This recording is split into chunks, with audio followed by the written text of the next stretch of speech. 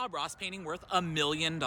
Let's talk about the art historical value of Bob Ross. This Bob Ross painting is up for auction and the current bid is over $1 million right now, which breaks a record set literally just a week ago by another Bob Ross painting, which went for over $300,000, which at the time was the most a Bob Ross painting has ever sold for. These paintings are being auctioned off to raise funding for public broadcasting after Donald Trump cut their budgets. Admittedly, when you auction off art in a charity this way, the art prices do tend to get inflated because you're making a donation as well as buying an artwork. But that doesn't account for the prices going that high. Which raises the question, how important is Bob Ross in art history? And honestly, the more I think about it, the more I think probably more important than you think. Sometimes we think about art history as like going through and picking out the most important paintings. But that's a really small part of it. A more helpful way to think about art history is to think about what can we learn about specific time periods by looking at what was being made at those times. So not just like what were people wearing in the painting and how was it painted and how was that influenced by what was painted before it. Not just who was being represented and what was their role,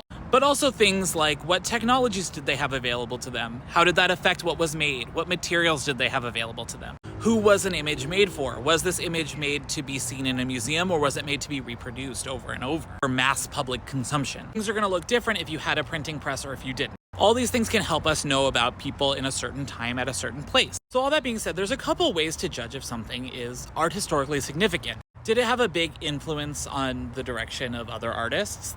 Then it's probably art historically significant. But also, can it help us understand something about the time, the people, or the art of that time? So what about Bob Ross? Well, Bob Ross painted a technique called alla prima, or all at once. This is a kind of painting where you're painting wet on wet. A lot of times this is used by landscape painters when they're painting in plein air or outside. And the reason it's good for painting outside is because you're painting, again, all at once. So you can paint your painting fast. You don't have to wait for any drying time. Now here we can see that Bob Ross is not painting outside. He painted in a film studio because he, of course, hosted The Joy of Painting from 1983 to 1994. So he's painting these on television, not just television, but public television. And the fact that he's painting these alla prima means he can paint them in less than 30 minutes, which means he can teach you to make a painting in less than 30 minutes, hugely democratizing the painting process and then disseminating it through this technology to as many people as possible in a way that this technology had not yet been used. Now, if we look at what was simultaneously happening in the art world, there was a huge interest around this time at the overlap between pop culture and art, and at getting rid of boundaries between high art and low art, and making art accessible to everybody. So is this painting worth $1 million? I don't know because I have an art degree and numbers don't mean anything to me, but I think it's worth a lot.